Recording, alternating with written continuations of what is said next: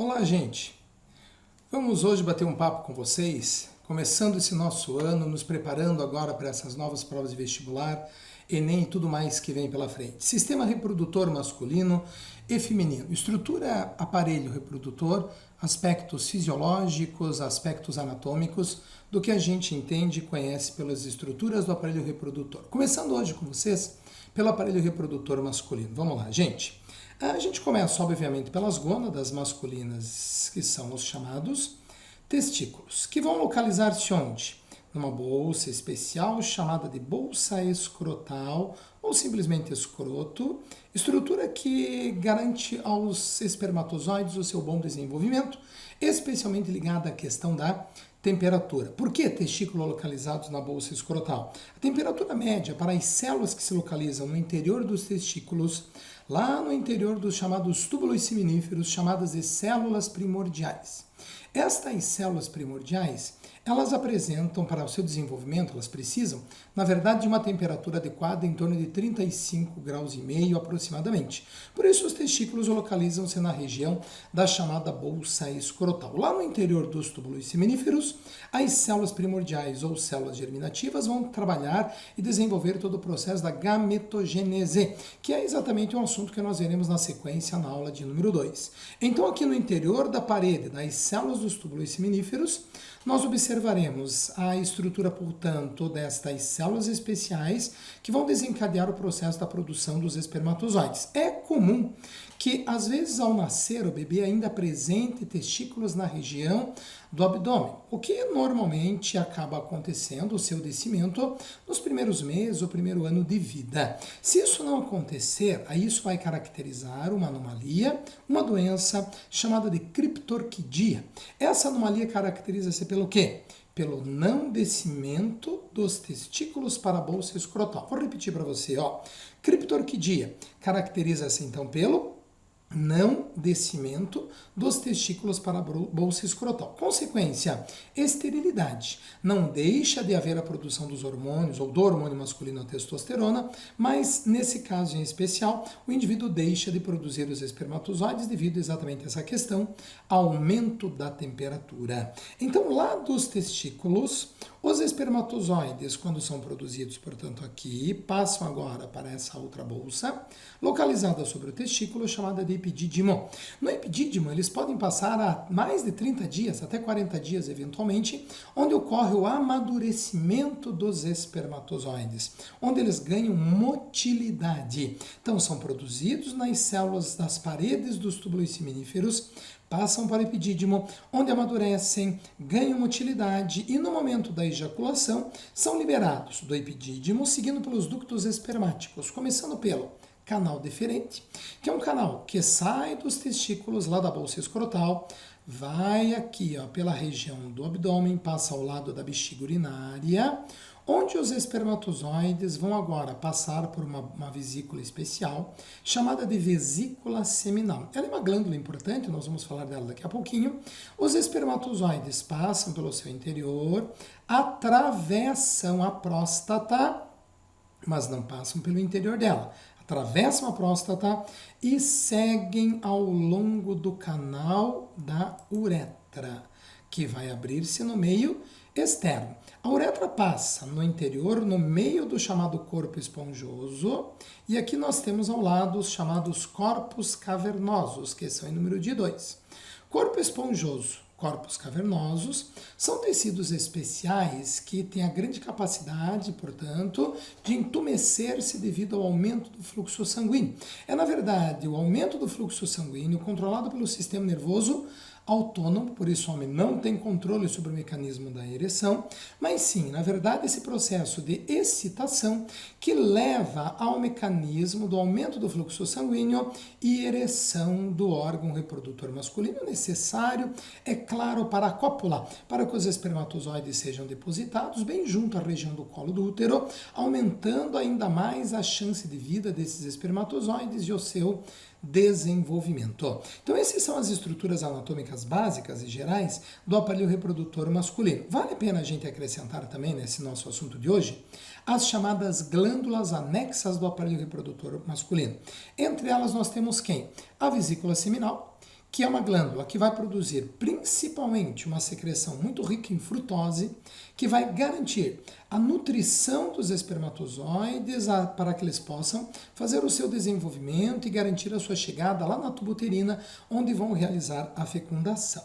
A próstata, glândula muito importante essa também para a manutenção e desenvolvimento dos espermatozoides, especialmente a sobrevida, porque a glândula prostática vai produzir uma secreção alcalina, que serve para neutralizar a acidez vaginal. Os espermatozoides são muito sensíveis a essa mudança de pH. E na região da vagina existe uma acidez que mata, muitas vezes, os espermatozoides que ali estão. Por isso, a secreção prostática, junto com a secreção da vesícula seminal, formam um fluido que garante a locomoção dos espermatozoides, é claro, a nutrição pela frutose produzida pela vesícula seminal, mas a secreção alcalina da próstata vai neutralizar esse pH vaginal, além também de servir de meio para a locomoção. Na vesícula seminal, na próstata, são produzidas outras substâncias que atuam também em outros mecanismos do desenvolvimento do aparelho para a manutenção da vida dos espermatozoides, facilitando também a sua locomoção. E temos ainda a chamada glândula bulbouretral. São duas glândulas bulbouretrais e essas glândulas, antes da ejaculação, produzem uma substância oleaginosa que lubrifica a uretra. Lembrando que no homem, a uretra ela serve a dois sistemas. Ela serve ao sistema urinário, por onde passa a urina, o que deixa a uretra ácida, a estrutura dela bastante ácida. E quando passam os espermatozoides, muitos deles podem morrer. Então a secreção da vesícula, da glândula bulbouretral, lubrifica, diminui, portanto, a probabilidade de morte dos espermatozoides, já que ela vai neutralizar a acidez da uretra, ao mesmo tempo que ajuda a limpar o canal da uretra quando os espermatozoides vão ser expelidos, portanto, a partir desse mecanismo. Então essa seria a estrutura básica geral do aparelho reprodutor masculino. O que mais que a gente pode falar com vocês hoje? Aqui a gente vê a estrutura geral, só para a gente dar uma passada rápida, na estrutura ou no caminho que os espermatozoides fazem, desde a produção até a sua liberação. Então são produzidos nas paredes dos túbulos seminíferos, onde estão as células primordiais. Aqui dos testículos, então, passam para o epidídimo, do epidídimo seguem pelo canal deferente, passam pela estrutura da vesícula seminal, atravessam a próstata, mas não passam por ela. Atravessam a próstata e seguem pela uretra até o meio externo. Então essas seriam as estruturas por onde os espermatozoides passam no mecanismo durante o seu desenvolvimento. Lembrando que na próstata e na vesícula seminal principalmente é onde será produzido o sêmen.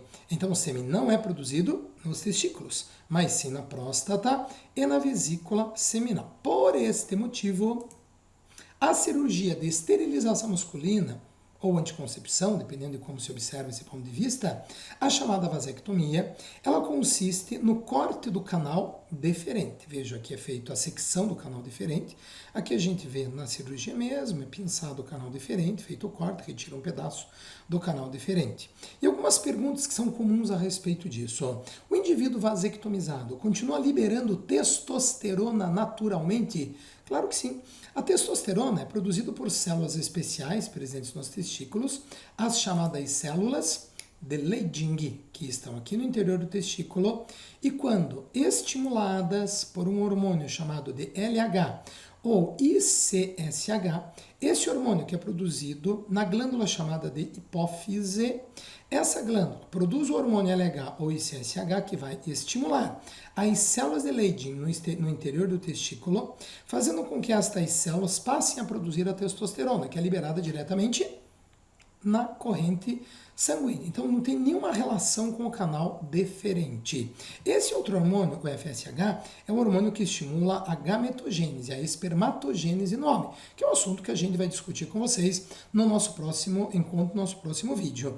Então vejam, células de Leydig produzem a testosterona por estímulo do LH ou ICSH, hormônio estimulante das células intersticiais de Leydig, responsáveis pela testosterona. A vasectomia voltando a ela, a questão do mecanismo do corte do canal deferente.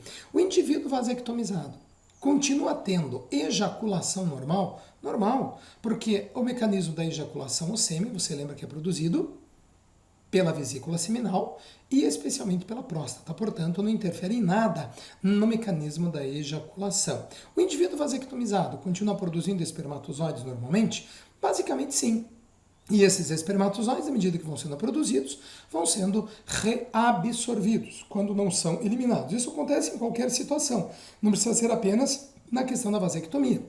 Quando não há liberação desses espermatozoides, obviamente eles acabam sendo reabsorvidos pelo corpo do homem, beleza? Esse é o aparelho reprodutor masculino.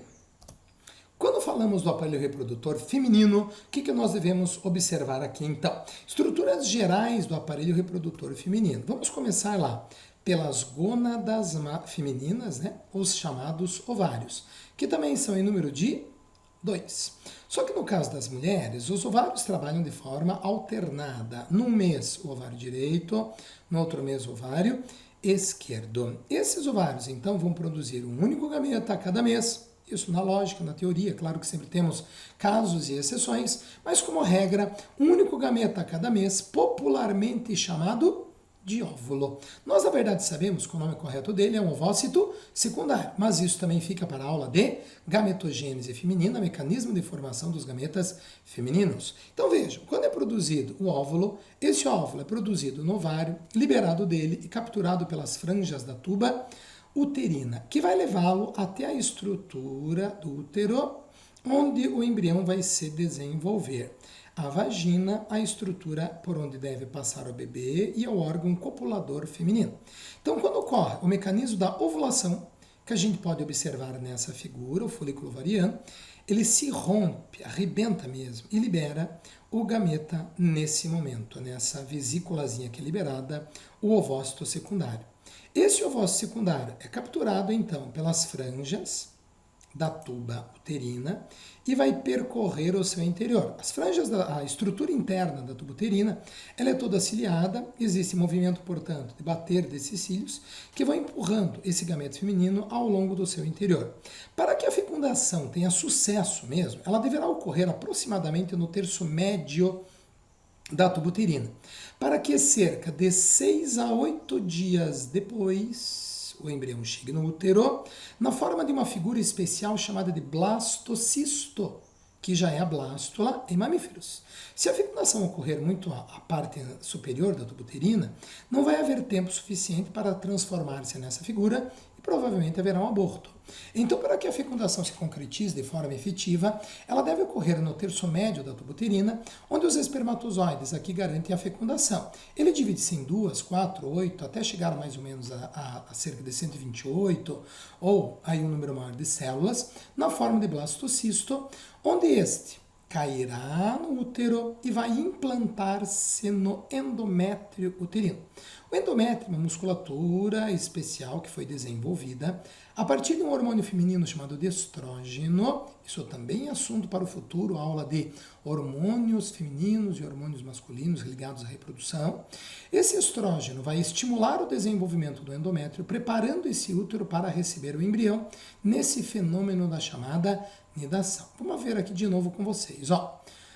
No ovário, ele apresenta o folículo ovariano, que é estimulado por um hormônio feminino conhecido como FSH, folículo estimulante. Esse hormônio folículo estimulante vai promover o desenvolvimento do folículo, amadurecimento do ovócito que era primário, a mulher nasce com ovócitos primários, e esse ovócito primário, um a cada mês, transforma-se em ovócito secundário, o que nós chamamos popularmente de óvulo.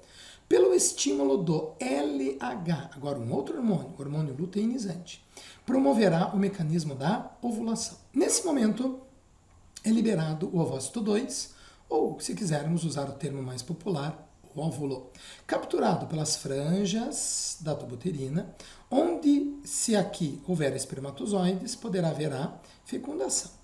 Nesse momento, o embrião começa a dividir-se em 2 células, 4, 8, 16, até chegar ao estágio de blastocisto ou blastocito. Esta figura embrionária, ela vai implantar-se no endométrio uterino em um fenômeno especial chamado de nidação. Após a nidação, começará a haver a produção de um hormônio especial chamado de HCG, ou hormônio gonadotrófico, também conhecido como gonadotrofina coriônica. Esse hormônio gonadotrófico, gonadotrofina coriônica ou simplesmente HCG, é o hormônio que caracteriza a gravidez, tanto que os testes de gravidez são feitos de que maneira? Detecção do HCG presente, portanto, no sangue ou mesmo na urina. Esse hormônio ele tem por função fazer o quê? Manter ativo uma estrutura denominada de corpo lúteo. Na medida que o corpo lúteo mantém-se ativo, ele aumentará a produção de progesterona, que tem por função principal manter o endométrio uterino, impedindo, portanto, a sua descamação. Logo, se houver a fecundação, haverá produção de HCG, progesterona mantém-se alta, endométrio não descama. Se não houver a fecundação, não haverá produção, não haverá nidação e nem HCG. Os níveis de progesterona vão diminuir e o endométrio uterino vai descamar na forma de uma menstruação. Esse é um assunto que nós discutiremos posteriormente com muitos detalhes com vocês numa aula dos hormônios femininos e masculinos, mas especialmente o ciclo menstrual, importantíssimo para nós no futuro. Hoje vamos nos ater a essa morfologia geral do aparelho reprodutor masculino e do aparelho reprodutor feminino. Nós vimos no homem a cirurgia de esterilização masculina chamada de vasectomia. E nas mulheres, é possível fazer também? Sim, na mulher existe uma cirurgia chamada de laqueadura ou ligadura das trompas, onde eventualmente pode ser feito amarrado à estrutura da trompa ou mesmo seccionada, cortada, como nesse caso a gente está vendo. É feito o corte das tubas uterinas, o que vai fazer o quê? Isso impede o encontro do gameta masculino com o gameta feminino. Então, nesse ponto, o óvulo é bloqueado e, obviamente, ele não vai mais chegar até o útero, não tem mais como haver o encontro com os espermatozoides. Então aqui a gente pode, só para fazer uma finalização, nós observamos os ovários, a estrutura das tubas uterinas, o útero, onde temos especialmente o endométrio uterino, bem vascularizado, muito vascularizado, cheio de sangue, exatamente para receber esse embrião e garantir a ele a sua nutrição inicial, pois não existe placenta ainda, para garantir a ele a sua oxigenação, mantendo a sua vida. Por isso, essa enorme vascularização presente no endométrio uterino. A estrutura da vagina, ou o canal por onde também vai nascer o bebê, o canal de parto, e também a estrutura que tem por função acomodar e receber o pênis durante a cópula, já que é o órgão copulador feminino.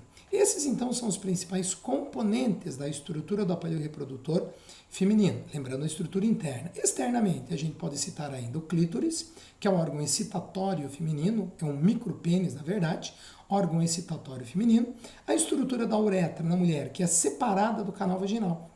Então, a uretra na mulher serve apenas ao sistema urinário e não ao reprodutor, como no homem, onde a uretra serve aos dois sistemas. Tranquilos até aqui, meu povo? Vamos seguir um pouquinho adiante, fazer alguns exercícios para ajudar na fixação desse conteúdo? Acompanha comigo. Olha aí, gente. Vamos então à nossa primeira questão. O texto a seguir trata da sexualidade masculina. A figura, por sua vez, exibe o aparelho reprodutor masculino. Observe-os e responda os itens a seguir. Então, a estrutura geral do aparelho reprodutor masculino que nós já conversamos com vocês com todos os elementos aí presentes. E nós temos essa primeira questão, o seguinte.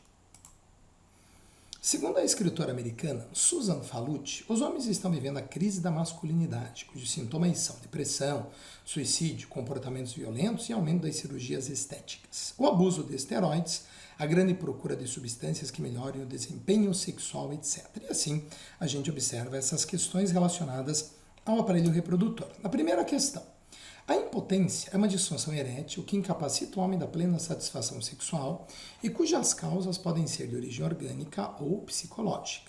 Diga em qual órgão do aparelho reprodutor masculino ocorre a ereção e explique sucintamente o seu mecanismo. Como que vai ocorrer então o mecanismo da ereção no homem? Isso ocorre por aumento do fluxo sanguíneo e o processo da ereção ocorre, obviamente, no pênis, né? Esse é o mecanismo onde ocorre e o mecanismo da ereção. Aumento do fluxo sanguíneo nos corpos cavernosos e no corpo esponjoso. A letra B. Dentre os métodos anticoncepcionais, existem os métodos cirúrgicos, que podem ser realizados tanto nos homens como nas mulheres. Como se denomina o método cirúrgico anticoncepcional realizado no homem? O que consiste? Esse método é a vasectomia. Consiste no corte ou na secção do canal deferente. No corte ou secção do canal deferente. O câncer de próstata é um dos tumores mais frequentes no homem, especialmente após completar 60 anos. Qual a função da próstata e que exame pode indicar precocemente a presença do tumor? A próstata, junto com a vesícula seminal, produz o sêmen. Serve de locomoção para os espermatozoides, mas especificamente, a próstata produz uma secreção alcalina que ajuda a neutralizar a acidez vaginal. E o principal exame, ainda para detectar o câncer de próstata, é o exame de toque retal. Esse é o principal exame para detectar o tumor. Na letra D. Alguns homens apresentam uma anomalia denominada criptorquidia. O que vem a ser essa anomalia e qual sua consequência? Lembra dela? Criptorquidia. A anomalia caracteriza-se pelo não descimento dos testículos para a bolsa escrotal. A consequência?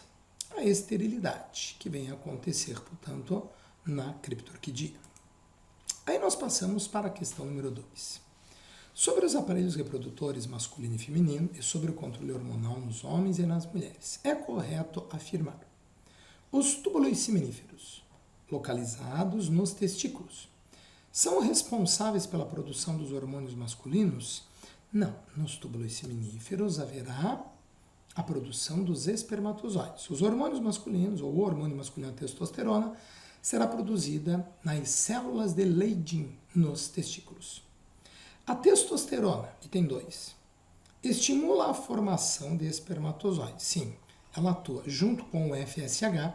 A testosterona também é responsável pela produção de espermatozoides, sendo também responsável pelos caracteres sexuais secundários, como a modificação de voz, presença de pelos, a ossatura, musculatura dos homens, que é mais reforçada do que as mulheres.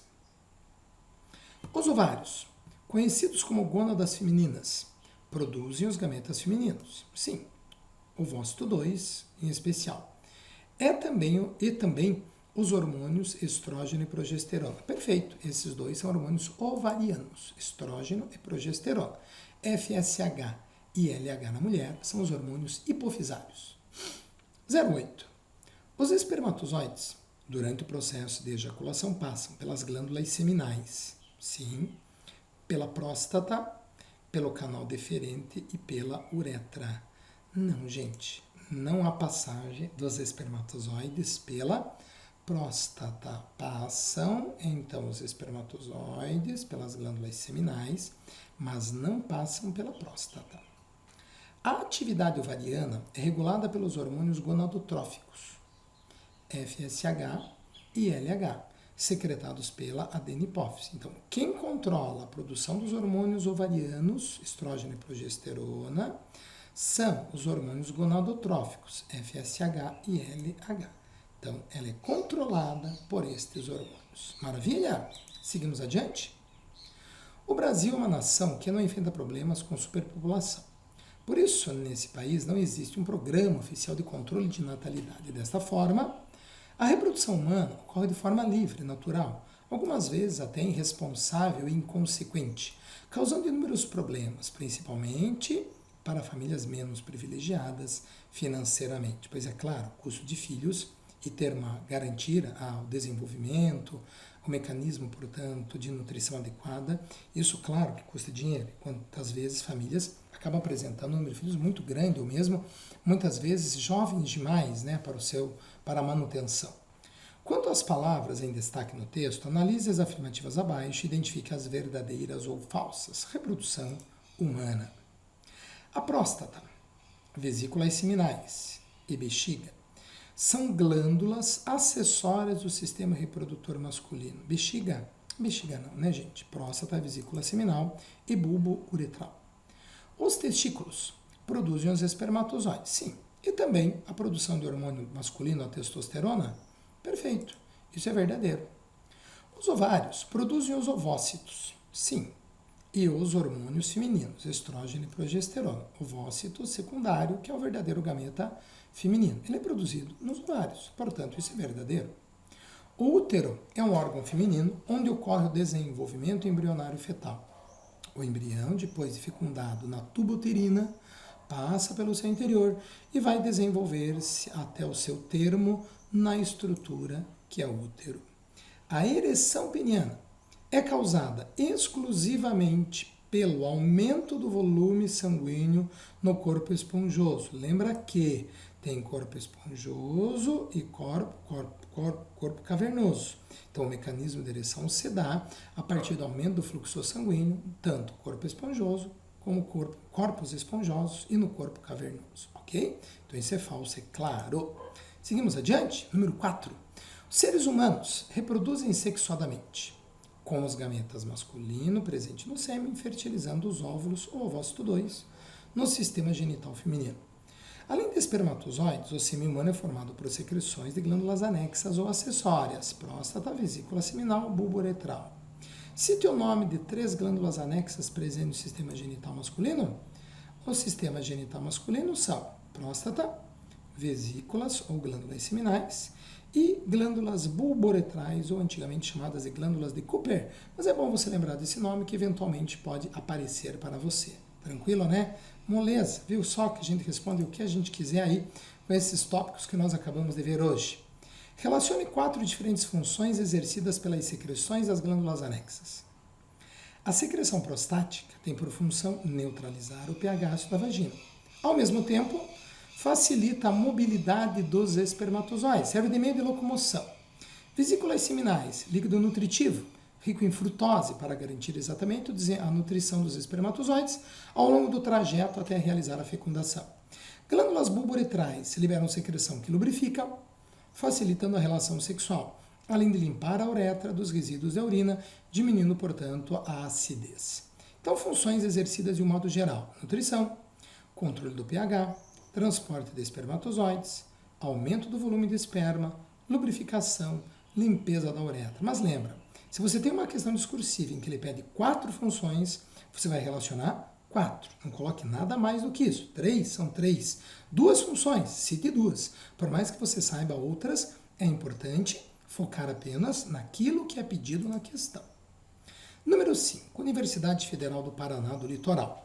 A figura abaixo trata de uma gravidez raríssima em seres humanos que pode trazer sérios problemas tanto para a mãe quanto ao bebê. A chamada gravidez ectópica, nesse caso abdominal. A gravidez ectópica, eventualmente, ela pode ocorrer na tuba uterina, que seria a gravidez tubária, ou nesse caso, a gravidez abdominal. Vejo que ela está junto ao intestino. Como que isso é possível? O embrião, depois de fecundado, em vez de seguir o trânsito normal pela tuba uterina e vir até o útero, ele retorna e cai na cavidade abdominal. Isso pode se desenvolver porque o tecido que forma a estrutura, o revestimento em torno das vísceras, o chamado peritônio, ele tem a mesma origem da estrutura do útero mesodermal. Então isso facilita o desenvolvimento e implantação, forma-se cordão umbilical, forma-se placenta, o desenvolvimento do embrião é teoricamente totalmente possível. Claro que é uma gravidez de risco, mas é possível que ocorra e o bebê tende a nascer absolutamente normal por uma cesariana. Deve ser feito o nascimento do bebê, portanto, é claro, desta maneira. Vejamos as questões. Baseado na figura, assinale a alternativa que descreve incorretamente os acontecimentos dessa gravidez. O óvulo foi fecundado pelo espermatozoide na tuba uterina. Sim, a fecundação continuará ocorrendo na tuba uterina. A nutrição do bebê deu-se pelo cordão umbilical. Perfeito, a formação natural do cordão umbilical. O óvulo fecundado caiu na cavidade abdominal e instalou em algum ponto entre o reto e o útero, como mostrou a figura. Na região, então, em torno ali do intestino, entre o reto e o útero, houve o desenvolvimento do bebê. Pela má formação da placenta e do cordão umbilical, o sangue do feto entra em contato com o sangue da mãe. Gente, nós vamos ver isso com mais detalhes no futuro, mas não há mistura do sangue da mãe com o do bebê. A circulação materna e a circulação fetal são completamente independentes, estão muito próximas. Os elementos nutritivos, anticorpos e tudo mais, gases, passa sempre por um mecanismo de difusão, mas não há mistura direta do sangue da mãe com o bebê. Gosto de explicar para vocês assim, ó, se a mãe dessanguear, ela pode gerar uma criança de sangue O? Pode. Mas imagine se houvesse mistura direta do sangue da mãe com o bebê. Seria quase que uma transfusão, e todo bebê deveria ter, obviamente, o mesmo sangue da mãe, o que não é verdade. Por isso, não há uma mistura direta do sangue da mãe com o bebê. E vejamos o item da letra E. A única forma do parto ocorrer seria através de uma cesariana, devido à impossibilidade do bebê nascer pelo canal vaginal. É claríssimo que sim. Com relação aos sistemas genitais humanos, sua gametogênese e fecundação, assinale. No sistema genital masculino, os 2 testículos produzem os espermatozoides. Sim. E também o hormônio sexual masculino, a testosterona. Perfeito. Os testículos ficam alojados numa região chamada de bolsa escrotal. Isso está ligado à questão da temperatura. A questão da temperatura para a manutenção e desenvolvimento das células primordiais. O gameto feminino é liberado do ovário antes do término da meiose 2. Por isso ele é chamado de ovócito 2. Então ele termina a meiose 1 na forma de ovócito primário, começa a meiose 2, onde ele para num determinado momento desse processo do desenvolvimento, tá? Chamado de meiose 2, penetra na tuba uterina e é deslocado em direção ao útero por ação dos cílios da parede interna desse órgão.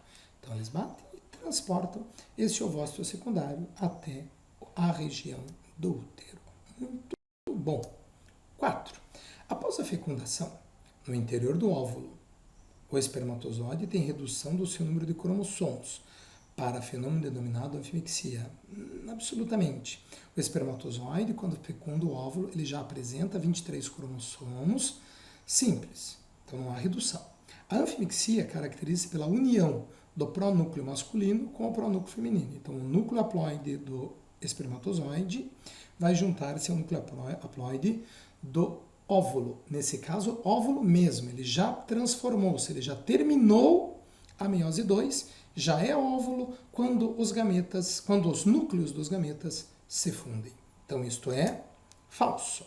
Os ovários femininos são responsáveis pela formação dos ovócitos, sim, mas não produzem hormônios femininos? Falso. Os ovários vão produzir o estrógeno e a progesterona. E para finalizarmos, gente, analise a sequência de maturação celular representada a seguir.